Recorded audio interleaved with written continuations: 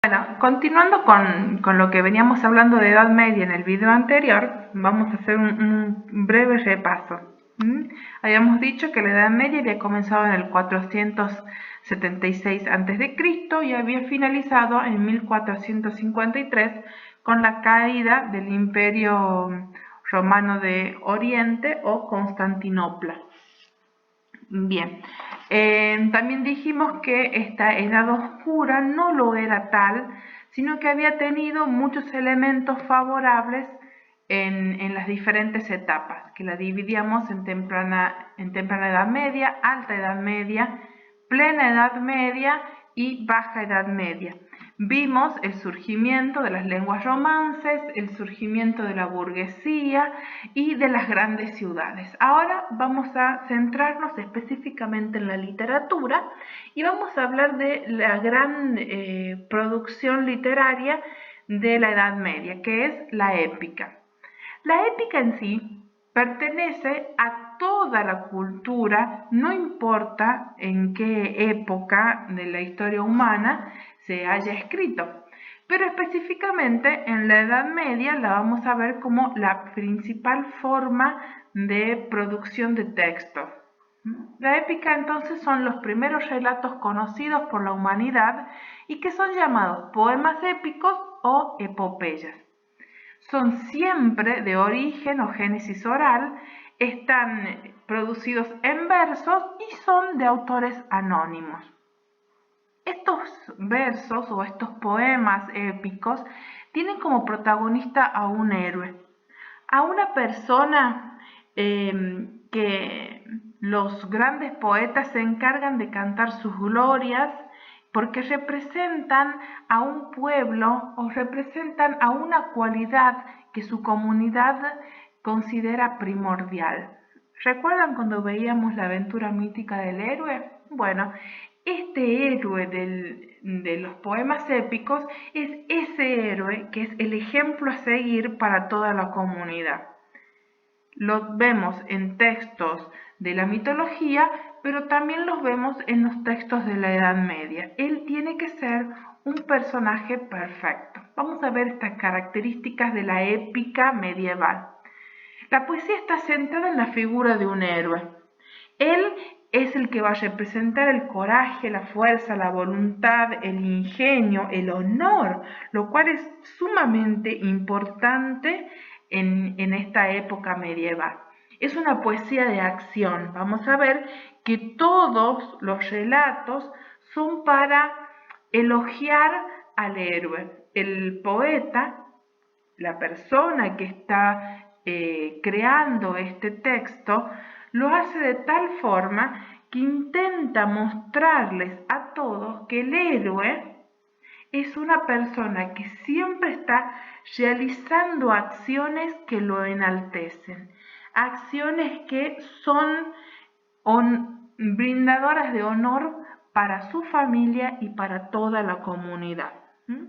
Son siempre poemas narrativos que van contando una historia.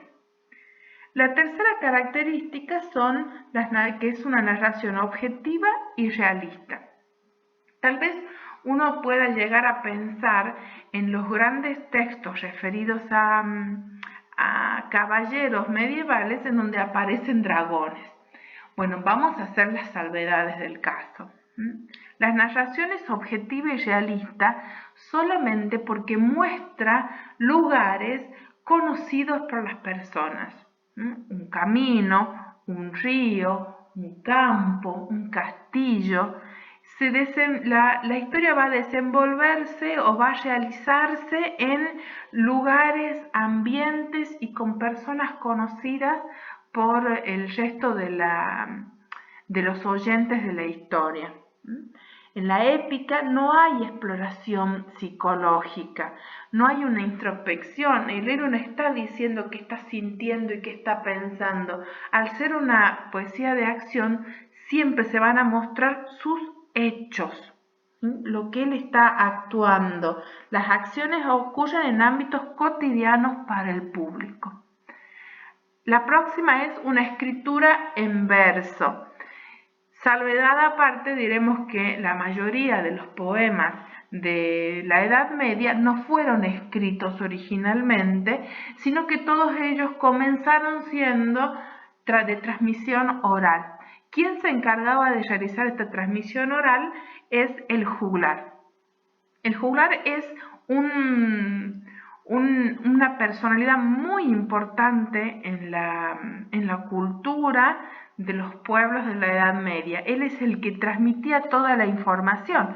Muchos de los juglares iban de pueblo en pueblo contando lo que había pasado. Es más, muchos dicen que los juglares son los primeros periodistas, porque iban de pueblo en pueblo contando lo que había pasado, las hazañas que habían hecho los héroes o los acontecimientos importantes en el reino. Como esta transmisión se hacía de forma oral y tardaba lo que el juglar iba de un pueblo a otro, muchas de las noticias que contaba el juglar o las historias que cantaba ya habían pasado hacía un buen tiempo. Entonces muchos de esos héroes de los que él hablaba ya habían fallecido o ya eran ancianos para la época. Esta escritura en verso se hacía posteriormente, ya sea por algún sacerdote o si los juglares sabían leer y escribir, hacían una transcripción escrita muy pobre. ¿Por qué? Porque como la poesía épica era recitada, el juglar improvisaba muchísimo, solamente escribía unas pequeñas partecitas como para no olvidarse de datos importantes y todo lo demás era improvisación y los enriquecía con cambios de voz, con algunos trucos, con algún baile, con movimientos de sus brazos, todo para que esta forma de poesía llegue a cada vez mayor número de personas. Bueno, cuando se escribía, cuando realmente se escribía, cuando la historia se había hecho tan famosa que valía la pena escribirla, se lo hacía en verso. La versificación se organizaba en tiradas de extensión variada, o sea, no había tanta preocupación por los números de sílabas, por la rima, sino solamente tenía que ser una narración divertida. Ahora, también otra característica era la edad heroica. Siempre se contaban hechos que ya habían pasado hace mucho tiempo y en esa edad heroica es la edad pasada. ¿Vieron esa expresión que dice todo tiempo pasado fue mejor? Bueno, aquí está una de esas características.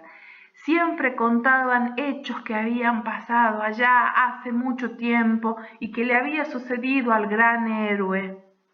Estas grandes obras entonces pertenecían a la épica, tenían esas características fundamentales. Cuando esta épica se tradujo o se comenzó a utilizar en la Edad Media, se le cambió el nombre y comenzó a llamarse cantar de gesta.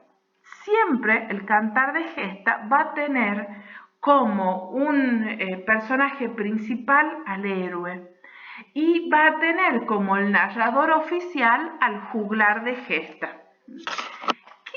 ¿Qué es lo que por ahí podría diferenciarse de una épica normal a el cantar de gesta? El protagonista. En el cantar de gesta, el protagonista fue o era un caballero que realmente había existido, un personaje importante en la comunidad. Nosotros vamos a ver un cantar de gesta, el más conocido de España y del que se tiene una constancia escrita. Ese cantar de gesta se llama el Mio Cid o el cantar del Mio Cid. Esta expresión Mio Cid es una expresión árabe que significa mi señor y es la forma en la que los enemigos árabes denominaban o llamaban a el gran guerrero Rodrigo Ruiz Díaz de Vivar. Él nació en 1043 y murió en 1099 y aún así sus hazañas llegaron hasta nuestros días, porque en un principio los juglares habían tomado su historia como una de las historias más populares. Está basado en el tramo final de su vida y en la relación de vasallaje que él tenía con el rey Alfonso VI.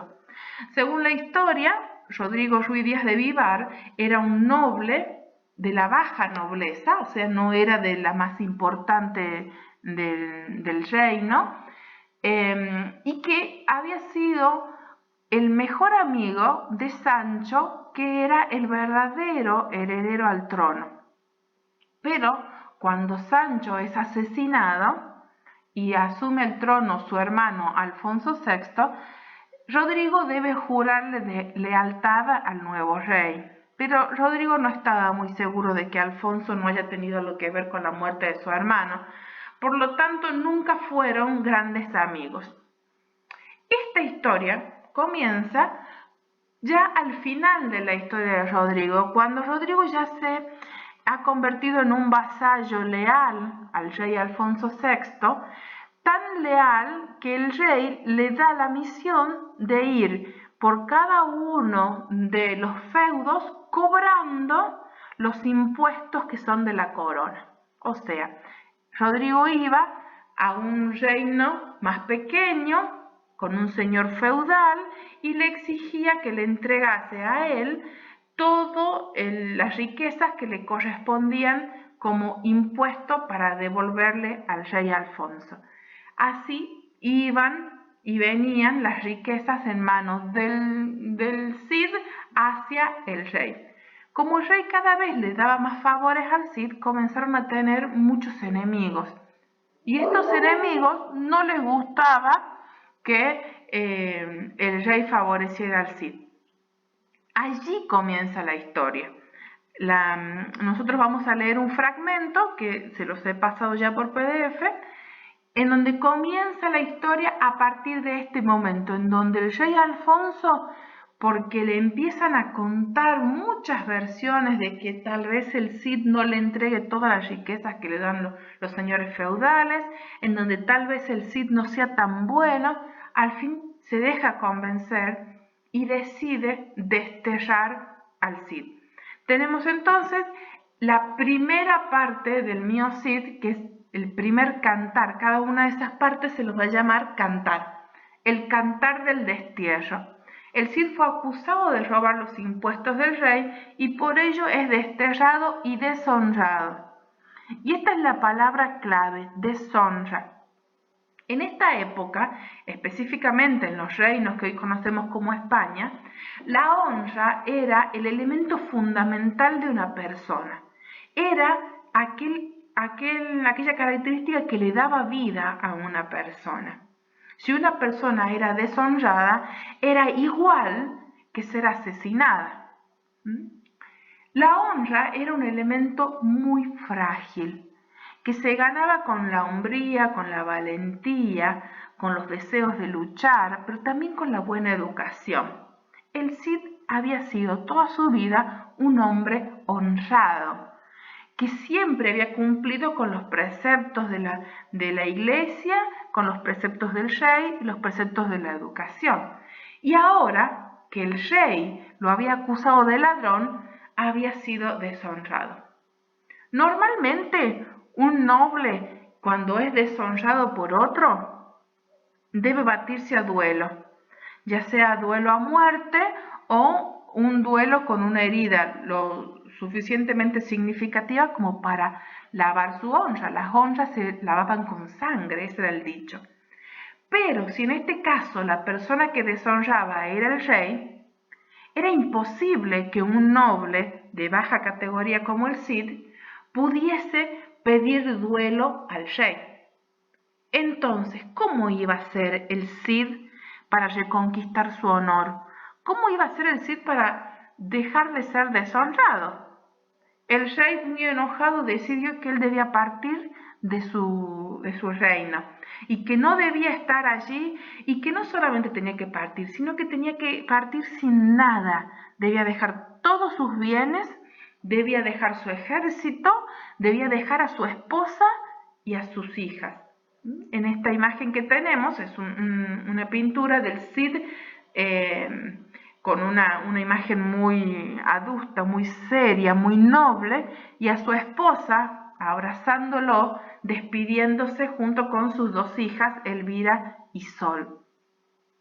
Es así que el Cid debe abandonar su territorio y a su familia y comienza grandes batallas para reconquistar territorio que habían ganado los árabes y dárselo al reino cristiano, ganar el perdón real y así ganar la honra. El Cid dijo, si yo no puedo pedirle al rey que nos batamos a duelo, de alguna forma tengo que volver a ganarme su honor. Y esa forma es a través de ganar luchas, y cada vez que ganaba una batalla decía, esta batalla va en honor al rey Alfonso, y le enviaba regalos. ¿Sí? Aquí te envío 500 cofres con oro, 20 caballos de pura sangre, te envío hermosos sirvientes y sirvientas para que estén en tus castillos. Entonces, así empezó a ganar esta primera voluntad del rey para dejar de ser deshonrado. Esto es lo que cuenta el cantar del destierro. El segundo cantar es el cantar de las bodas. Luego de conquistar Valencia, que era una de las ciudades más importantes que tenían en su poder los moros o los árabes, el Cid la gana y la gana en nombre del rey Alfonso. Entonces así él ha ganado el favor del rey y el rey lo perdona. Y cuando lo perdona dice, no solo te voy a perdonar, sino que te voy a regalar algo. Y ese regalo es el matrimonio de tus dos hijas con personas de la alta nobleza, para que tus hijas y tus nietos ya no sean de la baja nobleza, sino que sean altos nobles del reino. Allí entonces, en estas bodas, el rey se convierte ahora en la alta nobleza, porque a sus hijas las han casado con dos infantes. Infantes no son niñitos como podríamos pensar nosotros ahora, sino que los infantes son hijos de reyes, príncipes, los infantes de Carrión. El tercer y último cantar es el más triste de todos, el cantar de la afrenta de Corpes. Una afrenta es un insulto, entonces podríamos decir el cantar del insulto de Corpes. Los infantes de Carrión, estos príncipes con los que se han casado las hijas del Cid, son personas nobles que nunca han ido a la batalla, son muy delicados, no saben lo que es pelear, no saben lo que es ganarse el sustento con su esfuerzo, sino que siempre han sido criados como miembros de la alta nobleza que han vivido encerrados en castillos. Cuando el Cid los lleva a vivir a su castillo en Valencia, se dan cuenta de que la vida del Cid es muy diferente a lo que ellos habían visto, y que el Cid vive guerreando, haciendo pelea, y que todos sus sirvientes son igual de guerreros que el Cid. No saben qué hacer, no saben los infantes de Carrión qué hacer con estas diferencias de formas de vida.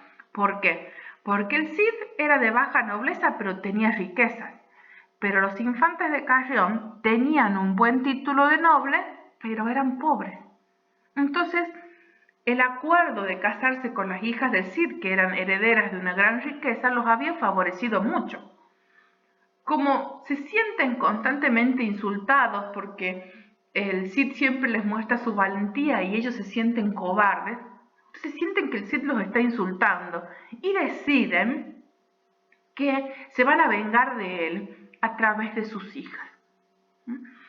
No les voy a contar de qué se trata, lean el texto para que puedan ver cómo es que los infantes de Carrión han deshonrado a las hijas del Cid.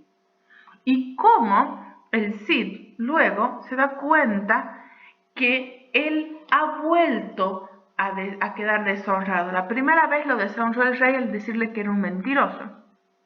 Y ahora queda deshonrado por las acciones de los infantes de Carrión.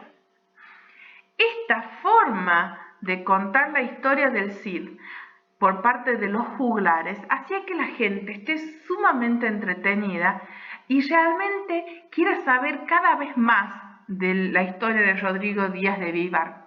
Por eso es que el Cantar de Gesta, que es el Cantar del Mío Cid, no es riguroso históricamente. No, ¿qué quiere decir esto? Que lo que cuenta el juglar es basado en la vida de Rodrigo Ruiz Díaz de Vivar, pero todo lo que cuenta no es verdad, sino que es parte de su invención. Entonces, podemos decir que sí es parte de una creación literaria, porque es ficción, basado en un hecho que realmente sucedió, como fue la parte del destierro del Cid y del casamiento de las hijas del Cid, pero que estaba mezclado con elementos que los juglares iban agregando a la historia para hacerla más entretenida y con una narración de mayor acción. Este es el texto que vamos a ver y que van a leer en los fragmentos para poder comprender y conocer cuáles serán los cantares de gesta. Pero no es el único texto que vamos a leer con la idea de un texto épico, sino que también vamos a leer otro texto. Ahora no solamente vamos a leer fragmentos del Mío Cid, sino que también vamos a leer una novela. La novela que les propongo para que podamos tener bien en claro qué es la épica es El Hobbit de don J.R. Tolkien o Tolkien. El Hobbit fue escrito por Tolkien en 1937 y originalmente fue pensada para sus hijos, por lo que tiene una mirada infantil de lo que es el recorrido de un héroe. Tolkien se había especializado en el estudio de las lenguas antiguas, había estudiado muchísimo la vida de muchos héroes, era una persona que conocía muchos idiomas y que le fascinaba las culturas nórdicas y le fascinaba las historias de estos seres mitológicos. Entonces decidió que debía escribir sobre esto.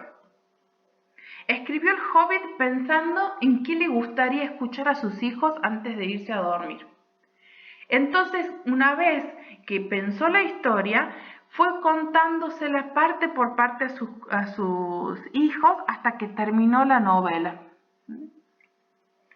En esta novela trata la historia de Bilbo Bolsón, un pequeño hobbit, que dicho sea de paso, esta es una raza de seres que Tolkien crea, él las imagina. Un hobbit con una vida muy apacible, muy tranquilo.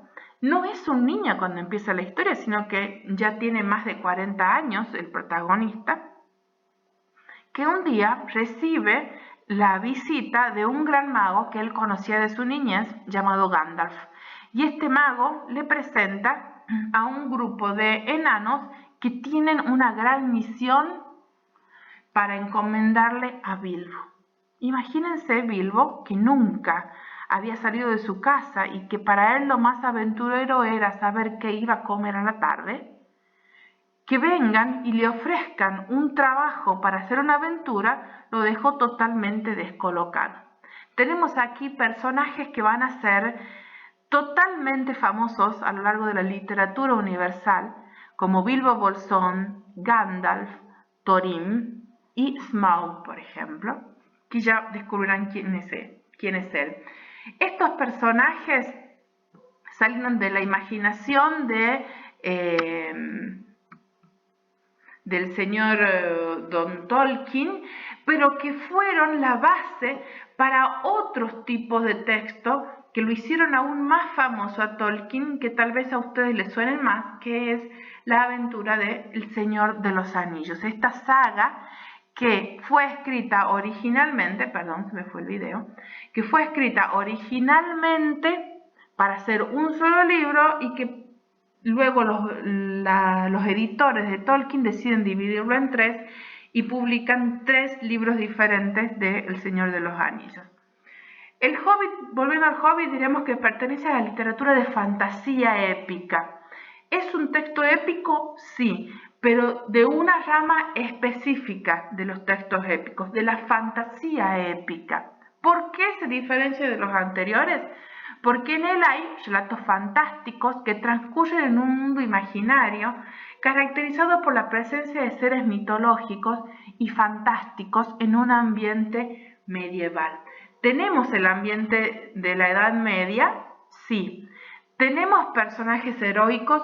Sí, pero aparte le agregamos estos seres mitológicos y fantásticos que no aparecían en textos como el mío Cid. Si les gustaba ver series, hace un tiempito se produjo una serie muy conocida por todos, basada en unos libros que tienen esta característica de fantasía épica. La serie es Juego de Tronos. Por ejemplo, si hay que poner contextos un poquito más actuales, el autor de Juego de Tronos estaba escribiendo en realidad un texto de fantasía épica, tal cual como el Hobbit. Nosotros vamos a leer entonces, en un primer momento, la parte teórica, el contexto histórico de la Edad Media para saber de qué estamos hablando. Posteriormente vamos a leer qué es la literatura, en la literatura qué es la épica, y para poder poner un ejemplo de texto épico iremos hasta el mío Cid en fragmentos, un fragmento de cada uno de los cantares. Los leeremos y de paso vamos a poder leer y escuchar cómo sonaba el español antiguo en el que fue creado el mío Cid. Van a tener un fragmento y luego van a tener la traducción, no se preocupen. Y posteriormente, para que podamos ver cómo ese héroe épico aún puede ser reflejado en textos un poco más actuales, en este caso un texto de 1937, vamos a leer una novela que es El Hobbit. Así que, alumnitos, este va a ser el recorrido de aprendizaje que vamos a ver con Edad Media, en donde vamos a buscar y vamos a identificar las características de estos héroes.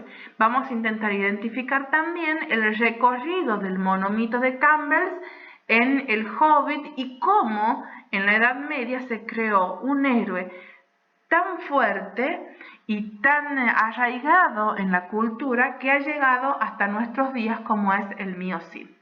Espero que hayan podido entender esta explicación y que luego podamos leer la parte teórica para poder completar los conceptos que hemos visto en el video.